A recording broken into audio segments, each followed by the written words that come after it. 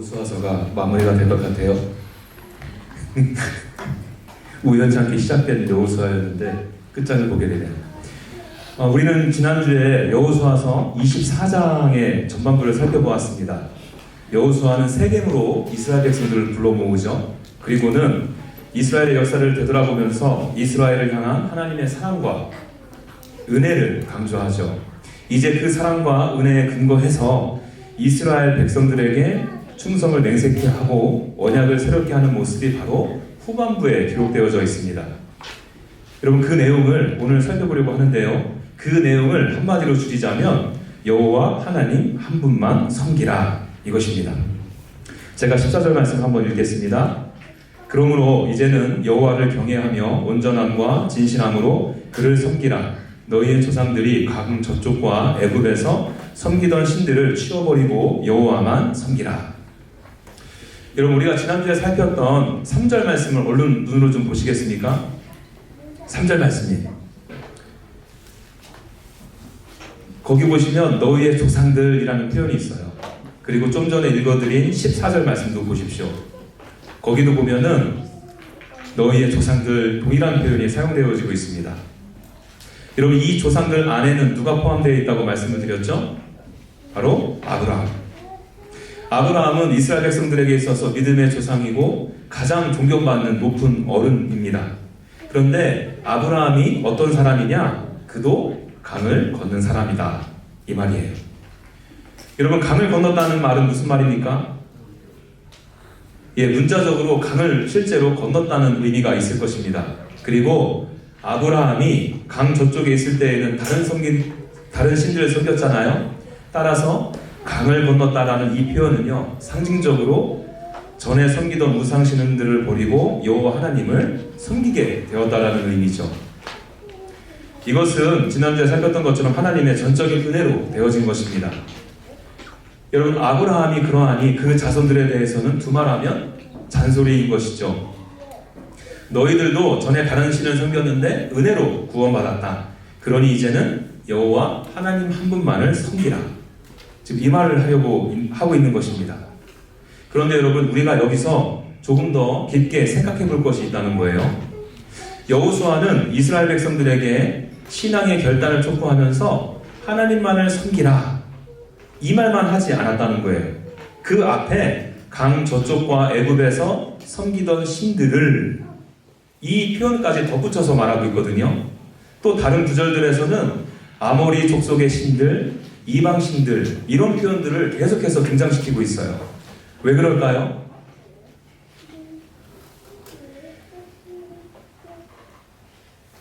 이스라엘 백성들이 여전히 우상신들을 섬기고 있었기 때문이에요. 여러분, 23절을 보시겠습니까? 다 같이 읽어보죠. 23절 시작. 여호수아가 이르되 그러면 이제 너희 중에 있는 이방 신들을 치워버리고 너희의 마음을 이스라엘의 하나님 여호와께로 향하라 하니. 여러분, 이 말씀도 보세요. 이제 너희 중에 있는 이방 신들을 치워버리라 하잖아요. 여러분, 여기에 쓰인 단어의 시제가 현재 진행형입니다.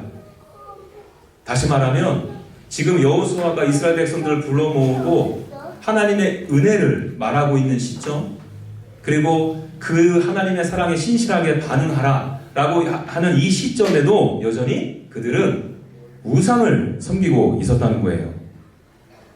여러분, 이것은 전혀 놀랄 일이 아닌 거예요.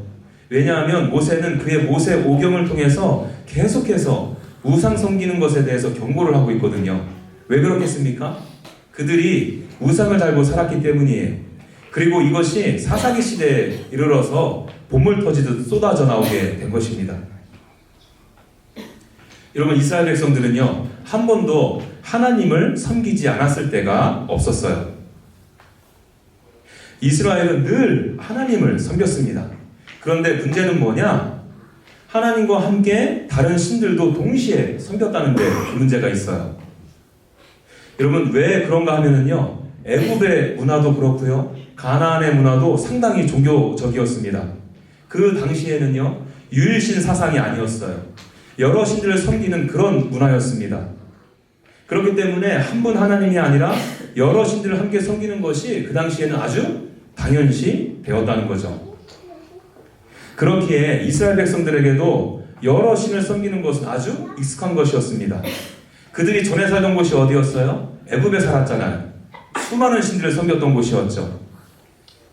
애굽에 살던 부모 세대로부터 은연중에 전수가 되었을 수도 있었습니다. 또 가나안 땅에 들어와서도 마찬가지예요. 그들이 본 것이 다신을 섬기는 그런 문화였거든요. 여러분, 우리가 잘 아는 금송아지 우상숭배 사건도 있잖아요. 여러분, 그 송아지를 바라보고서 뭐라고 했는지 기억나나요? 이것이 우리를 애굽에서 인도하여 낸 여호와라. 아론이 그렇게 회중들 앞에서 선포하거든요. 다른 신의 이름을 붙인 게 아닌 것이에요. 이것이 여호와 하나님이다, 이렇게 선포하거든요. 여호와 하나님을 섬기면서 동시에 우상을 예배하고 섬기고 있는 것입니다. 그러나 하나님께서는 이스라엘 백성들이 거룩하기를 원하셨어요. 다른 이방 신들도 섬기고 하나님도 섬기는 것은 거룩이 아닌 것이에요. 어떤 분들은 이렇게 말씀하실 수도 있을 것 같아요. 전도사님, 하나님 섬기며 다른 신을 섬기는 게 하나님을 아예 부정하고 부인하고 다른 신을 섬기는 것보다는 낫지 않겠습니까? 그래도 하나님은 섬기니까요. 이렇게 말씀하실 수도 있어요. 그런데 여러분, 전혀 그렇지 않습니다. 다른 신만을 섬기는 것만큼은 하나님께서 싫어하시는 모습인 거예요. 왜냐하면 여러분, 이것을 우리는 혼합주의, 혼합종교라고 부르는데요. 이 또한 또 다른 종류의 종교이기 때문에 그렇습니다. 이 혼합종교 또한 성경이 하나님을 아예 부인하는 것과 부정하는 것과 다르지 않다는 거예요. 요즘 현대교회에서도 이러한 특징 중에 하나가 바로 혼합종교라는 특징 중에 하나가 바로 이런 모습으로 나타나는데, 어떤 모습인가 하면 개신교와 율법주의가 섞여 있는 혼합주의가 바로 그것이에요. 그렇게 복음은 인간의 어떤 공로나 행위로 구원받는 게 아니라고 말해도 인간의 행위를 강조합니다. 그것을 통해 하나님으로부터 무언가 호의를 이끌어내라고 가르쳐요.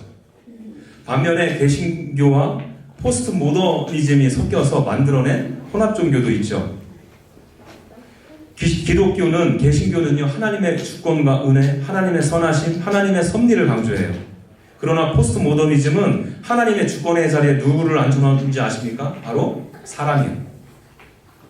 그래서 설교를 비롯해서 예배, 신앙생활의 중심이 하나님이 아닌 사람에게, 예수님이 아닌 인간이 되어버렸습니다. 하나님의 영광을 드러내어야 하는 교회가 인간의 영광, 자랑, 힘을 드러내는 교회가 된 것입니다.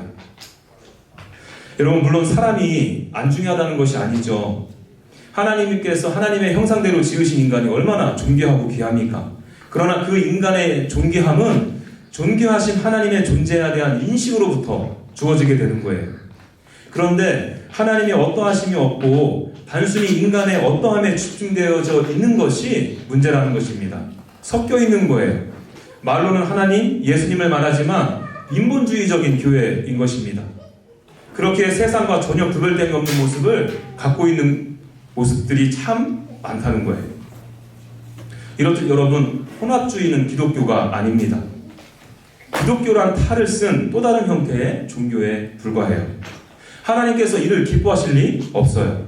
아니, 거룩하신 하나님께서는 오히려 이런 교회들을 향하여 지금 분노를 바라고 계신지도 몰라요.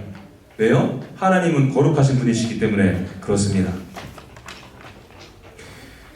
그래서 여러분, 이와 같은 의미로 지금 여호수아가 이스라엘 백성들을 불러놓아 놓고 다른 신들을 치워버리고 여호와만 섬기라, 이렇게 지금 거룩을 강조하고 있는 거예요.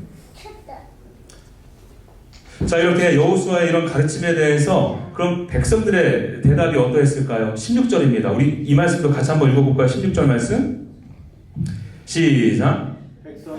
백성이 대답하이르되 우리가 결단코 여호와를 버리고 다른 신들을 섬기기를 하지 아니하리오니. 여러분들이 듣기에 이 대답이 어떤 대답 같습니까? 아주 멋진 답이죠. 여호수아가 듣고 싶어 했던 답이 이제 나온 것 같아요. 그쵸? 여호수아는 여호와만 섬기라 설교했고요. 이에 대하여 백성들은 결단코 여호와 하나님을 버리지 않겠다, 다른 신들을 섬기지 않겠다 지금 다짐하잖아요. 이만하면 여호수아가 원했던 답이 아니겠냐는 것이죠. 그런데 여러분, 여호수아는 이런 이스라엘 백성들의 다짐과 결단에 아주 충격적인 답을 합니다. 19절이에요. 다시 이 말씀도 같이 읽죠. 시작. 여호수아가 백성에게 이르되 너희가 여호와를 능히 섬기지 못할 것은 그는 거룩하신 하나님이시요 질투하시는 하나님이시니 너희의 잘못과 죄들을 사하지 아니하실 것이니라. 이 말씀 보세요. 너희가 여호와를 능히 섬기지 못한다. 지금 이렇게 대답을 하고 있습니다. 여러분, 이 대답은 너희가 능히 섬기지 못할 수도 있을 거야 하고 막연히 축축성으로 말하는 것이 아니에요. 아니면 그 말이 아니고요, 못한다 하고 아예 못을 받고 있는 것입니다. 여러분, 이왕 여호와 하나님만을 섬기겠다 이렇게 결단하고 나온 이스라엘 백성들에게 참으로 귀한 고백이다. 너희들 아주 잘하고 있다. 잘하고 있어. 그리고 앞으로도 잘할 수 있을 거야. 이렇게 격려로 답할 수도 있었을 거예요. 그 격려에 동기부여 받아서 더 열심히 하려고 했을 수도 있을 겁니다. 그런데 지금 여호수아는 너희는 못해 하고 그들의 대답에 아주 찬물을 끼얹고 있다는 거죠. 물론 여기서 여러분, 너희가 여호와를 능히 섬기지 못한다, 이 말은 수사학적인 기법입니다. 이 말은 잘 섬기라, 이 말을 강조하려는 의도에서 말한 거예요.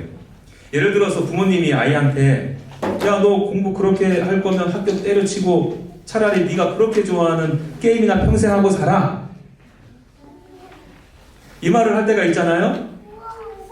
이 말을 들은 아이들이 그러세요 아빠? 아빠의 원하신 대로 평생 게임이나 하고 살죠 뭐. 부모님들이 이러한 대답을 원해서 하는 말은 아니잖아요. 학교 때려치라는 말은요, 학생으로서의 본분을 다하라는 말 아니겠습니까? 게임을 평생 하고 살라는 것은 그만큼 공부도 좀 하라는 말 아니겠어요? 여호수아는 그 어느 누구보다도 이스라엘 백성들이 하나님만을 섬기기를 원했다니까요. 그러나 그렇게 격려하고 힘주는 말로 끝낼 수는 없었던 거예요. 이스라엘 백성들이 그냥 감동과 감격에 젖어서 건성으로 대답하지 않기를 원했던 것입니다. 좀 전에도 말씀드렸다시피 그들에게는 이미 혼합주의가 만연해 있었잖아요. 이것에 대해서 지금 심도 깊게 고민하라는 것입니다. 이거 정말 중요한 이슈니까 그렇게 쉽게 단정하듯 뻔한 답을 내려 답하지 말라는 거예요. 이 문제를 가지고 가슴을 끌어안고 고민하고 나서 대답하라는 것입니다. 그 고민의 끝에 답을 내기를 원했던 답이 있는데 그것이 무엇이겠습니까? 하나님, 제가 하나님만을 섬기겠습니다 하는 대답일 거예요. 그리고 나서 더 나아가서 그런데 하나님, 그게 안 되는 것도 저입니다. 아무리 생각해봐도 제 힘으로, 제 능력으로는 도저히 하나님만을 섬길 수 없을 것 같습니다. 도와주십시오. 그들의 고백이 여기까지 나와야 한다는 거예요. 가나안 땅에 들어온 이스라엘 백성들의 모습을 한번 생각해 보십시오. 실제로 그들이 하나님만을 섬겼습니까? 그렇게 하나님의 행하심, 은혜와 사랑을 경험하면서도 아간과 이스라엘은 범죄했거든요. 그렇게 땅을 정복하라고 해도 지체했어요. 정복하지 않았어요. 여러분, 이것은 하나님 중심이 아닌 내 중심이 그들의 그 기저에 어느 정도 깔려있기 때문이었다는 거예요. 그리고 그들의 그 마음의 중심은 오늘 본문에서도 여실히 드러납니다. 우리 같이 한번 확인해 보죠. 17절, 18절 말씀을 다 같이 읽어볼까요? 17절, 18절 말씀. 여러분, 이 말씀은요, 이스라엘 백성들이 여호와 하나님만을 섬기겠습니다 하고 결단하고서 그렇게 결단하게 된 근거를 지금 대고 있는 거예요. 그들이 어떻게 근거해서 이 말을 하고 있는지 한번 들어보죠. 읽어보겠습니다. 시작. 이는 우리 하나님 여호와께서 친히 우리와 우리 조상들을 인도하여 애굽 땅 종 되었던 집에서 올라오게 하시고 우리 목전에서 그 큰 이적들을 행하시고 우리가 행한 모든 길과 우리가 지나온 모든 백성들 중에서 우리를 보호하셨음이며 여호와께서 또 모든 백성과 이 땅에 거주하는 아모리 족속을 우리 앞에서 쫓아내셨음이라. 그러므로 우리도 여호와를 섬기리니 그는 우리 하나님이시니이다 하니라. 여러분 이 구절들 속에서 유독해서 반복되고 있는 대명사가 하나 있습니다. 그것이 무엇일까요? 우리. 여러분 이 단어들에 한번 연필로 동그라미를 쳐보시겠어요? 그러면 여러분들이 세실 수 있을 거예요. 무려 10번이나 우리라는 단어가 등장해요. 이스라엘 백성들이 결단코 여호와를 버리고 다른 신들을 섬기지 않겠다. 이것의 근거를 지금 어디에 두고 있는 것입니까? 우리요. 너무 지나친 확대 해석 아닌가요? 여기서도 전도사님 하나님의 행하심이 언급되고 있는데요. 그렇게 말씀하실 수도 있어요. 맞습니다. 그렇게 보실 수도 있어요. 분명히 하나님에 대해서 언급되어지고 있는 부분들이 있거든요. 그런데 여러분, 여호수아가 하나님의 구속사를 이해할 때 주로 썼던 표현과는 확연하게 다른 것도 사실이에요. 지난주에 우리가 살폈는데 혹시 기억나나요? 여호수아가 이스라엘 백성들에게 그들의 역사를 회고하면서 그 장면들을 이야기하면서 어떠한 대명사가 계속적으로 반복되었죠?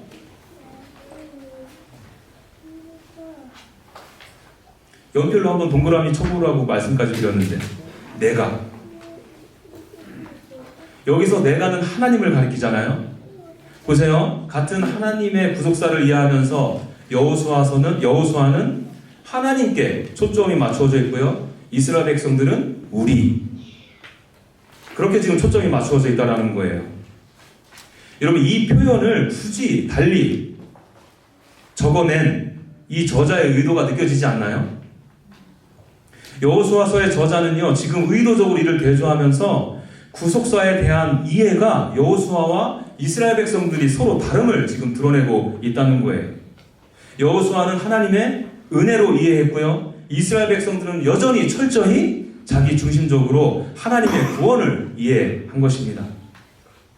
어느 신학자는 이 내용을 주석하면서 구속사에 대한 이해가 다른 것은 하나님에 대한 다른 이해를 반영하고 있다. 이렇게 짚어냈어요. 저는 이분의 말씀에 완전 동의하고요. 아울러 아주 중요한 포인트라고 생각합니다. 다시 좀 설명드릴까요? 구속사에 대한 이해가 다른 것은 즉 여호수아의 이해가 다르고 이스라엘 백성들의 그것과 다른 것은 하나님에 대한 다른 이해를 반영하고 있다. 그래서 여러분 17절 18절은요. 하나님이 우리를 위해서 일했다. 내가 얻은 유익들이 이런 것들이다. 하나님을 믿고 따라다니면 이런 것들이 나에게 큰 유익이 앞으로도 따라올 것이다. 그런 하나님을 우리가 안 섬길 이유가 있겠느냐? 이러한 뉘앙스로 읽혀지는 것입니다. 지금 이스라엘 백성들이 가지고 있는 하나님에 대한 이해는 여전히 내 중심적이라는 거예요. 그렇기 때문에 그들은 자기 자신의 마음에 들지 않으면 하나님을 언제든지 떠날 수 있는 것입니다. 내가 바라고 원하는 그것들을 베풀어주지 않으면 그것을 해결해 줄 수 있다고 생각하는 다른 신들에게 나아가서 섬길 수 있다는 거예요. 여러분 지금은 이들은 여호와 하나님을 섬길 수 있다 충분히 말할 수 있어요. 왜냐하면 하나님께서 앞서서 나열한 것처럼 이런저런 일들을 지금 이스라엘 백성들을 위해서 얼마나 많이 베풀어 주셨어요. 얼마나 좋아요. 떠날 이유 없죠. 그러나 만약에 그렇지 않으신다면요. 얼마든지 자기 자신들이 만들어낸 우상으로 갈아탈 수 있다는 겁니다.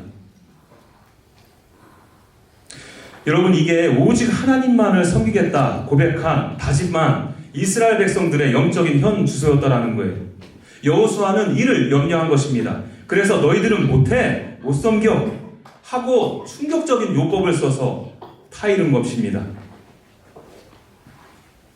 그리고 여러분 여호수아의 이 말은요 단순히 여호수아의 개인적인 성격이나 성향에 근거해서 말한 것이 아니에요. 하나님의 성품에 근거한 것입니다. 19절 다시 보시죠. 거기 보시면요. 너희가 여호와를 능히 섬기지 못할 것은 그는 거룩하신 하나님이시요 질투하시는 하나님이시니 이렇게 말하고 있잖아요. 두 가지 속성이 무엇인가요? 거룩하신 하나님 그리고 질투하시는 하나님. 이렇게 두 가지 하나님의 속성을 근거로 못할 것이다 지금 말하고 있어요. 거룩에 대해서는 제가 좀 전에 말씀을 드렸어요.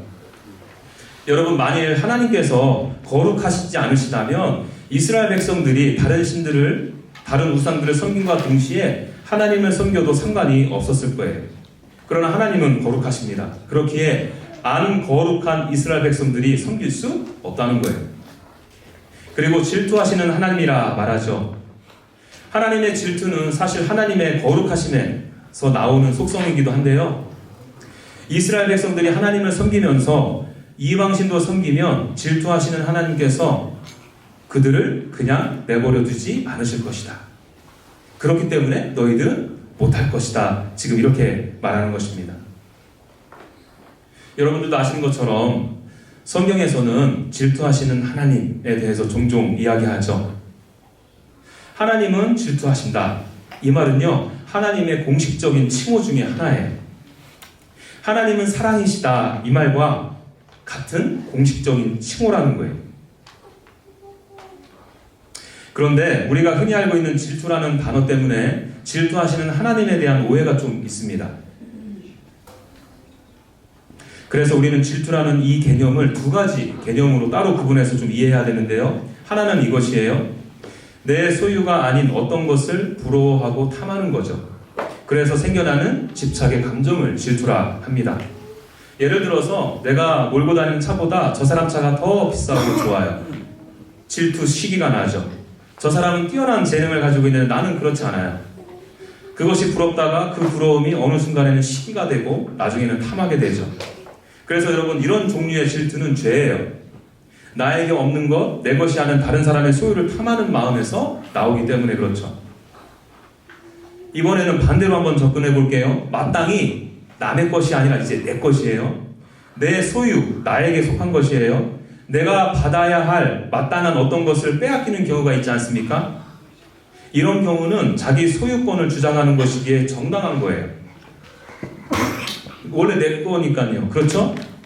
예를 들어서 가게에서 일을 마치고 이제 퇴근하려고 파킹창에 나갔는데 갑자기 내 차가 없어진 거야. 알고 봤더니 누군가가 훔쳐간 것입니다. 처음에는 당황하다가 얼마나 분노가 치밀어요. 아니, 내 것인데 마치 누군가가 자기 것인 것 마냥 훔쳐갔다고 하니까 얼마나 화가 나겠습니까? 당연한 거예요. 이때 생기는 분노를 다른 의미의 질투라 말할 수 있습니다.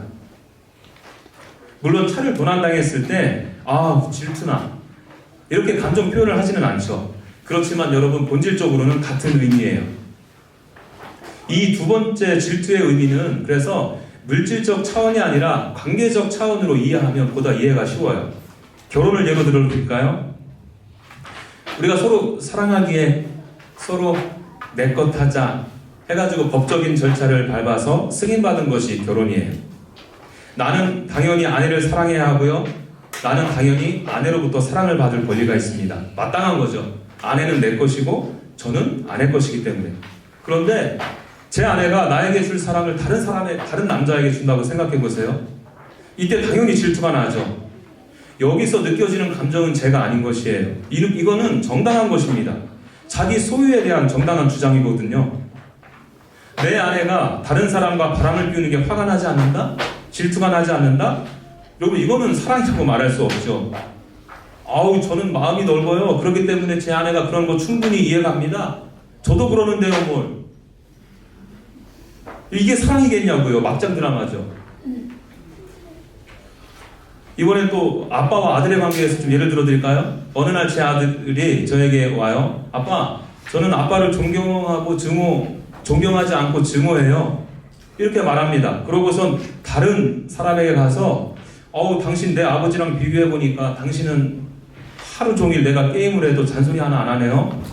학교를 안 가고 싶다고 말해도 그러면 그만 가지 말고 그냥 집에서 쉬어. 이렇게 말하네요. 당신은 정말 좋은 분이군요. 이제부터 내가 당신을 나의 아버지로 여기고 존경하고 따르겠습니다. 하고 말했다 치죠. 그럼 이 사실을 내가 전해 들었다고 가정해보세요. 실실 웃으면서 역시 내 아들 같구나. 우리 아들 참 잘한다. 기특하나. 칭찬하나요? 그렇지 않죠, 여러분. 질투가 나야지 되지 않겠어요? 그렇게 말한 그 아들이 죽도록 미워야 되고 이 사실을 받아들이기 힘들어야 되는 거 아니에요? 여러분, 하나님도 마찬가지예요. 자기 자신의 생명을 주심으로 내 것 삼은 내 아들, 내 딸들이 다른 대상을 신으로 섬기는데 당연히 질투하시죠. 다른 하나님들을 만들어 섬기고 사랑한다 하니 질투하는 게 당연한 것이에요. 하나님의 질투는 정당한 질투인 것입니다. 그래서 여러분, 하나님의 질투의 대상은요, 다른 신이 아니에요. 다른 신들은 사실 존재하지도 않거든요. 그리고 만일 다른 신들이 갖고 있는 것을 부러워해서 생기는 질투라면 재성으로 갖게 되는 질투잖아요. 제가 아까 좀 전에 말씀드렸던 첫 번째 질투요. 그런데 하나님은 거룩하시고 부족하신 게 없으시고 이미 영광으로 충만하신데 부러울 것이 뭐가 있겠냐고요. 하나님의 질투의 대상은요, 항상 그리고 오직 자신의 백성에게 있어요. 내 것인데, 내 소유 삼은 내 아들, 딸인데, 내 자녀인데 정신 못 차리고 다른 신들을 사랑하고 존귀히 여기니까요. 질투는 아시죠? 나를 향하신 진실하고 완벽하고 영원한 사랑에 근거해서 그러한 자들을 두드려 패서라도 결국에는 다시 제자리로 돌리시는 거예요. 그래서 여러분, 다시 한번 정리해 드릴까요? 이스라엘 백성들은 오직 여호와 하나님만을 섬기겠다 다짐했습니다. 그러나 여호수아는 못한다 하면서 그 이유를 하나님의 속성인 거룩과 질투로 인해서 못할 것이다 했습니다. 왜냐하면 여전히 이스라엘 백성은 안구럭해서 우상을 사랑하고 있고요. 앞으로도 그렇게 할 것이기 때문에 그렇죠. 그래서 여러분, 아까도 말씀드렸지만 여호수아가 정말 원했던 답은 오직 여호와 하나님만 섬기겠습니다. 더 나아가서 어떻게 해요? 저 정말 여호와 하나님만을 섬기길 원합니다. 거룩하게 살고 싶습니다. 하나님만을 사랑하며 살고 싶습니다. 그러나 저는 못합니다. 하나님, 저는 못합니다. 하나님께서 만들어 놓으신 그 기준에 어떻게 제가 합당한 생각과 행동들을 해낼 수 있겠어요? 나를 구원하신 하나님만을 그렇기에 더욱 신뢰하고 의지합니다. 하나님, 이러한 나를 도와주십시오. 이것이 이스라엘 백성들이 해야 될 답이었다는 거예요. 신약의 예수님께서 제자들에게 도전하신 것 중에서 오늘의 본문의 내용과 아주 연결해서 볼 만한 부분이 있어요. 누가복음 14장 한번 펴보시겠습니까?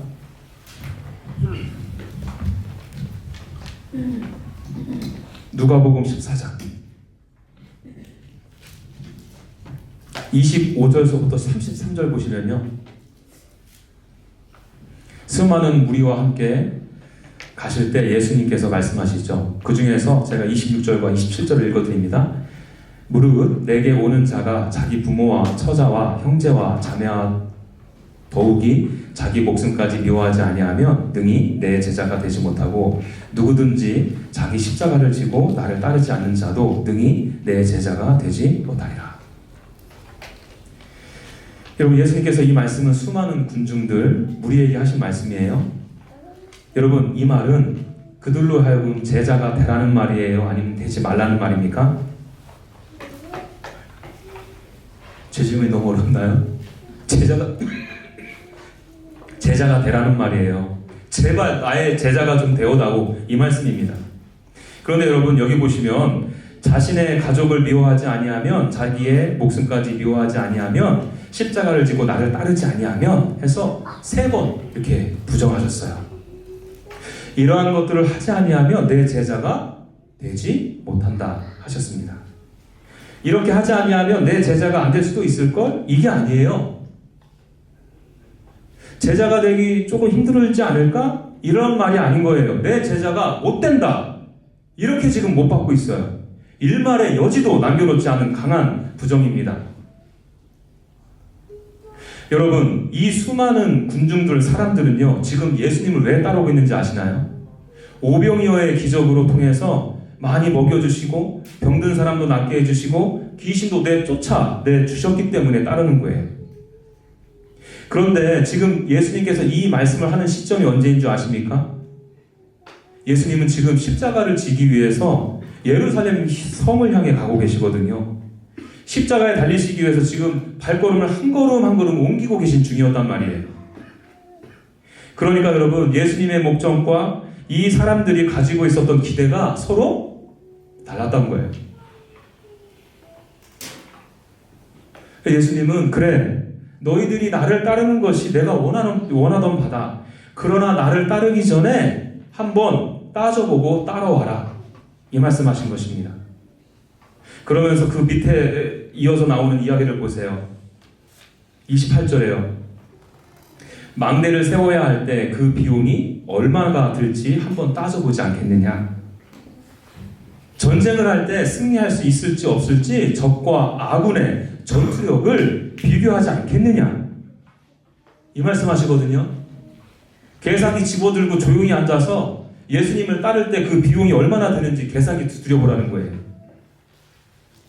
그래서 그 계산기 두들겨봐서 나오는 답이 무엇이라고요?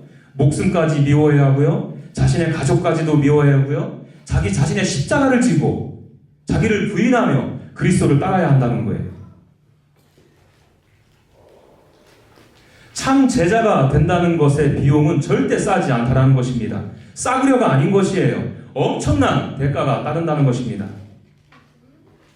그래서 여러분, 정직하게 겸손하게 예수님을 따르기 위한 비용을 계산해 본 사람들은 결국 주님 앞에 두 손 두 발 다 들 수밖에 없는 거예요. 주님, 저는 못합니다.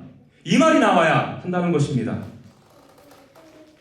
여러분 생각해 보세요. 계산기 두드려서 나온 답을 완벽하게 내가 해낼 수 있다면 내 안에서 하나님과 세상 사이에서 갈등하는 일이 일어날 수 있겠어요? 늘 하나님께서 기뻐하시는 선택과 행동을 하겠죠. 여러분, 그게 안 되니까 밤새 고민하고 뒤척거리는 거 아니겠습니까? 그리고 우리가 잘못된 선택과 행동을 할 때가 훨씬 더 많지 않나요? 여러분, 그 가운데 여전히 나를 사랑으로 인도하시는 분이 대단하신 것이죠. 그래서 여러분, 모든 사람들의 답은요, 저 못합니다. 이게 맞아요. 할 수 있는 사람 아무도 없어요. 예, 주님 앞에서 곰곰이 따져보니 절망감만 드네요. 저는 못합니다. 그런데 저는 주님, 예수님께서 그 십자가에서 보여주신 사랑 또한 외면할 수 없어요. 제가 사랑하는 예수님, 그 예수님을 따를 수 있도록 도와주십시오 하고 주님을 신뢰하고 의지하는 마음으로 그리스도 앞에 나가셔야 한다는 거예요. 여러분, 이 말씀을 통해서 저와 여러분들에게 주는 도전은 정확하고 명확해요. 계산기 집어들고 조용히 앉으셔서 한번 따져보자는 것입니다. 여호수아가 이스라엘 백성들에게 한 말씀들, 예수께서 무리들에게 하신 말씀들을 곰곰이 한번 따져보자라는 거예요. 예수님 따름에 대한 비용이 얼마나 크고 위대하고 그것들을 계산해봐야 한다는 거예요. 여러분, 이 과정이 없으면요, 여전히 우리의 신앙은 하나님이 아닌 내 중심적인 신앙을 벗어날 수가 없어요. 우상 숭배자로 살아갈 수밖에 없습니다. 교회에는 늘 다니지만 혼합 종교를 섬기는 종교인이 될 수밖에 없다니까요. 그 거룩하시고 질투하시는 하나님의 마음을 근심하게 할 수밖에 없죠. 우리의 신앙은 피상적이 되어서 깊어질 수가 없어요. 자신의 감정, 느낌, 생각이 치울 수밖에 없습니다. 말과 행동과 삶이 그래서 가볍고 충동적일 수밖에 없어요. 현실이라는 땅에 발을 딛고 살아가야 되는 실제적인 신앙생활을 할 수가 없다는 것입니다. 그래서 여러분, 내 신앙의 스토리가 밤낮 뜬구름 잡는 이야기밖에 될 수 없는 거예요. 입으로는 하나님을 말하는데 삶으로는 전혀 납득이 가지 않는다는 것입니다. 여러분, 그런 것이 아니에요. 예수님의 십자가 사건은 역사 속에서 일어난 사건이에요. 실제이고 사실입니다. 그렇기 때문에 우리가 그분을 믿고 따른다면 우리의 삶 가운데도 하나님의 리얼리티가 드러나야 한다는 거예요. 그렇기 때문에 우리가 하나님 앞에서 정확하게 계산 먼저 해야 돼요. 내가 어떠한 존재인지 들여다봐야 합니다. 이스라엘 백성들처럼 온전함과 진실함으로 살아갈 수 없는 존재, 예수님을 온전히 완전히 따를 수 없는 존재임이 자각되어져야 한다는 거예요. 그래서 여러분, 이 사실이 나를 낙담하게 하고 힘들고 괴롭게 해야 합니다. 주님께서 저를 너무나도 사랑하시는 거 압니다. 저도 주님을 사랑하고 싶은데, 그 주님을 사랑하기에 하나님의 뜻에 맞게 기뻐하시는 삶 살고 싶은데 그게 안 되네요. 이 일을 어쩌면 좋습니까? 하고 가슴을 쳐야 한다는 거예요.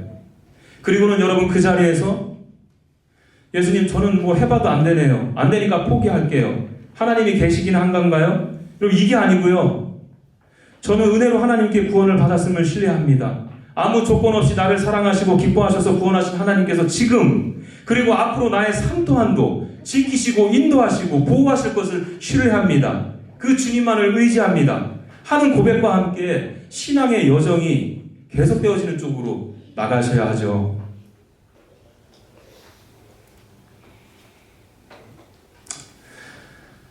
여러분, 이런 은혜들이 2024년을 마무리하는 우리 교회, 그리고 우리 교회인 저와 여러분들에게 임했으면 좋겠어요. 예, 조용히 한번 따져보십시오. 그리고 주님의 사랑에 힘입어 주님을 신뢰하고 의지하는 마음으로 그 주님을 기꺼이 따르겠습니다 하는 이 결론에 도다르고, 우리들의 모든 삶이 하나님을 전적으로 신뢰하고 의지하는 삶, 그래서 직원보다는 더 하나님 사랑하고 의지하고, 그것이 내 삶 가운데 정말 리얼리티하게 드러나는 저와 우리 교회가 되어지기를 간절히 소망합니다.